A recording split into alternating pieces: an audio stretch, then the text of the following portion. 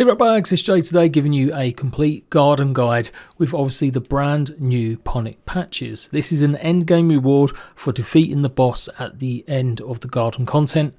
And it's pretty good. You can grow things like berries, you can grow pumpkins, you can grow the brand new pumpkin seeds, which give you a huge boost to your smoothies. So there's lots to go over. I'm going to also go over the brand new meals that have been added and their benefits, and obviously using some of the foods as well as some of the smoothies as well. But yeah, the pumpkin, not pumpkin, is definitely the one to take notice of. Shout out to Rift Edge for some of this info. Using pumpkin smoothies gives you the benefit of sticky as well as the benefit of chocolate. So you'll get double the amount of healing, but you'll also get double the amount of time of the regular smoothie. So these are definitely going to be worth one of the first things you should try growing lots of. So you know the score. If you like the video, it's useful to you, leave a like, make sure you are subscribed. Let's go. So you can see here down here we've got 8 pinecone pieces, 3 chrysalis leather, 4 bug rubber and 3 orc receivers plus an acorn top. So with the orc receivers, hopefully you built up a big supply of any raids or killing of course all the orc creatures, especially now there's a whole bunch of them.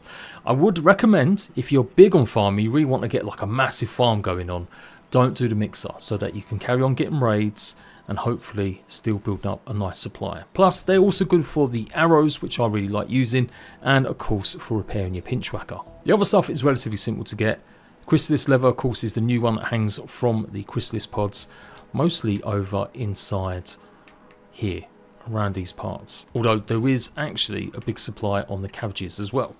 Once you defeat the boss, you go and talk to Sloan. You then need to craft one of the brand new Tang Banger bombs. So these require 2 of the lime chunks, 2 sour lumps and a milkweed tuft. You'll need about 3 of these because there's 3 doorways that you need to destroy, so far that I've found at least anyway, with the gunk, and behind one of them is the archive itself. You'll go down there, you'll go and see what's happening, and there'll be a body with the recipe giving you the ability to build the Ponic patch. And then that's it. You can just simply go ahead and start making all sorts of different foods. Now the pumpkin seeds, it's worth noting that there are some scattered around. You'll be able to find some in a special laboratory. It's the Ogre laboratory right on top of the pumpkin trellis. So you climb up there, you can get into the basic junction box and you'll be able to find some. I've done individual guides for almost every part of what I'm talking about today. But if you did pick these up and you already went and used them and figured you'd get more, well don't panic, because you will be able to get more, but you'll have to grow them. Turns out if you grow some regular pumpkin seeds, but you make sure you're using the right kind of fertilizer, you can give it basically a green thumb chance. And that gives a chance for your crops to get maybe double or even more pieces compared to just what you would without it or using fertilizer. Thumb chance. So you can see here I've got 1% green thumb chance. If we go ahead and add some of the regular rotten food, it increases the green thumb chance. So if we level it up with all 5 pieces, 51%. But we don't want to do that, because there's even better now. Gloom sap is your friend. It's the glow in the dark mushrooms you've seen around. Chop some of them with your 2 or 3 axe, and then you've got to take it to a grinder and get grinding. Chunks will turn into gloom sap. Obviously make sure you analyze all this stuff, and then what you can do is use this instead, and it gives a 66% chance. So don't panic. If you've used up any pumpkin seeds or you've not found any, there will be a way for you to get some again, because pumpkin seeds are easy to find. Obviously you'll get them inside the pumpkins themselves and you just use your shovel to dig them up. Plant one of them, get 66% chance green thumb, and you've got a good chance of getting 8 to 10 pumpkin bits plus 2 to 4 pumpkin seeds. If you try growing the pumpkin seeds themselves, then you'll only get maybe 2 to 4 of the seeds. You won't get any pumpkin bits. So I know that can be confusing, pumpkin. But if you accidentally use up any of the purple pumpkin seeds, all of them, then you will still be able to get some by planting pumpkin seeds. You just got to make sure the green thumb chance is really high.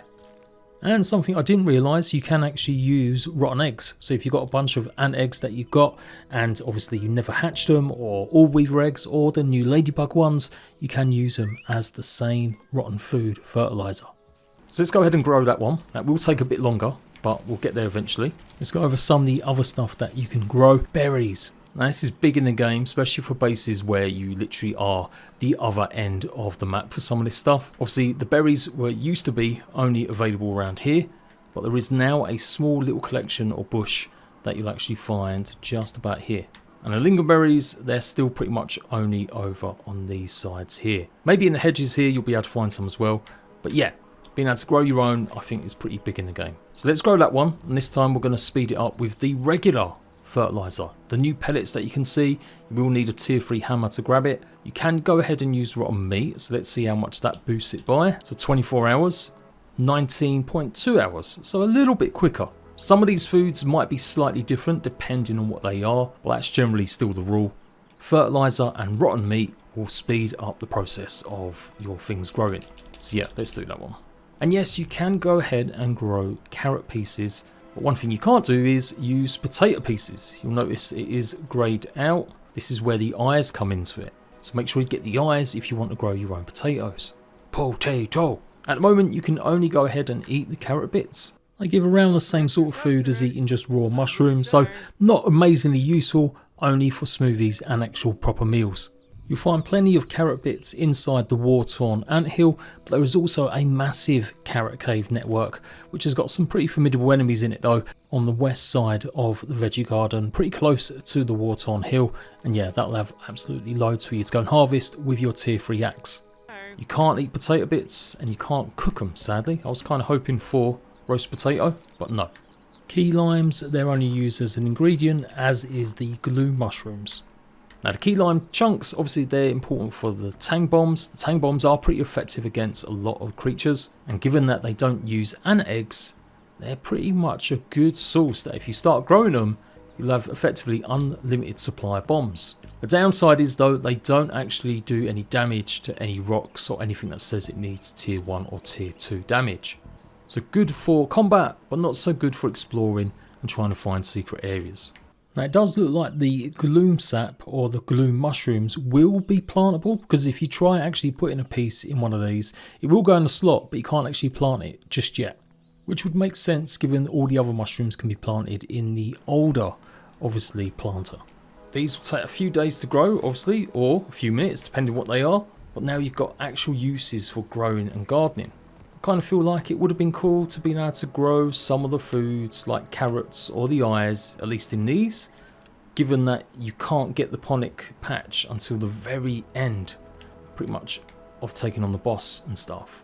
You can still use the fertilizers, but yeah, you can't grow any of the old stuff like mushrooms, clovers, inside the Ponic patches. It's still the same in terms of that stuff, but you can obviously use the fertilizers. Maybe it does make sense. You use them obviously for the mushroom bricks, so you can obviously get lots and lots of them. So hopefully that will change, and hopefully we'll get some more uses out of the garden patch for early game foods. Be nice to maybe grow some apple bits. You guys let me know what you would like to see with some changes. So I did record a lot of that during a live stream, but I have come back now to see all of them pretty much grown. And yeah, they look really cool. I can't wait to actually get more of these, so you definitely want to keep a hold of as many of the receivers as possible. Before I go, yes, as I said, let's go over the new meals that you'll be using some of these bits for, as well as the smoothies. So yeah, there are 4 new meals. 2 of them are locked behind the pumpkin patch disc, and the other one's locked behind the fairy house disc. Let's go over this one first. Some potato bits, some of the roach milk that now drops from the queen roaches, and some garden snail slime, and you get cheese and fries, which will give you a 10% increase in your defense stats. And that's pretty big. That's bigger than Black Ox burgers were back in Grounded 1. Carrot bits you'll be using for Omulant, which should give you the Thorns buff. Also helps with tang reduction too. You will need some of the algae and the black ant egg. So it slows the rate that the tang weakens your defences, and the thorns will reflect some damage back at the attacker, which is an old buff from Grounded 1. And the stats of thorns are that it directs 75% of damage that a creature does to you back to itself, and reduces the corrosion from tang by 25%. So that's again pretty good, powerful, useful meal. As time of recording though, there does seem to be an issue with black ant eggs not spawning, so you may need things like the brand new pincher trinket from Earwigs to go ahead and hopefully steal some when you're killing or taking on black ants. So the recipe for both of these meals is inside the fairy house. If you head over to the cabbage patch in the north of the gardens and then keep climbing towards the north, and then you should see another small little bed that you can climb on top of, and this will have the fairy house. This is the way that you get into the candy facility, where obviously a big part of completing the greenhouse quest to restore water, but also in here is how you get the ladybug nest, and yes, a turbo disc with both the meals on it as well. You will have to cough up 2,500 raw science though to go and buy the actual recipes. There are 2 other meals that you can get by going and get the pumpkin patch turbo disc all the way to the south. This is super easy to get if you just go along the wall all the way down, and it should be this pumpkin just here. You don't even have to go ahead and smash into it. There should be an opening. Once you get it, another 2,500 and you get the full feast and wasp roll. The full feast, you are going to need a cricket drumstick, 2 pumpkin bits and 2 potato bits. This reduces any fall damage that you receive by 90%, and it'll also increase your stamina by 15. All of these tier 3 meals should give you 70 food when you eat them, and they'll also heal you for 2 health every 5 seconds, with all of them lasting 20 minutes. And the wasp roll, that is obviously going to be good for hopefully resisting venom. You can see you're going to need 3 wasp shell parts, 3 paper, and maybe a bit more tough to get, 2 spider venom from the wolf spider. This will reduce the venom build-up by 25%, and you'll actually get reduction in the amount of venom damage it does by 30%. So that's it for the actual meals, but what about smoothies? So again, as I'm recording, literally only a few days before the update went live for everyone, there was only actually 2 new smoothies. Sandy Blossom looks to be the best healing smoothie in the game now. Cactus petals have been a bit buggy, not appearing on cactuses, and there may be something to do with a world event that you need to get them. And sour lumps and gloom sap we've kind of covered. And pumpkin pie uses pumpkin bits, corn hog chunks, again these should be dropping from the corn dogs, and of course cookie sandwich bits, where there's loads of them actually now in the veggie garden area. They'll help get rid of the tang, reducing how much damage it does, and yeah, stopping it from going any further, as long as you don't carry on standing in it. So yeah, if there's any changes, of course I'll do an updated video, and I probably will do a overall guide to everything you can grow, including the more standard planters too. They may chuck a few more recipes or change a few things, but it does seem pretty set here. So definitely a bit grindy to get this reward, but oh so worth it. Let me know what you think, and I'll see you right back some more soon.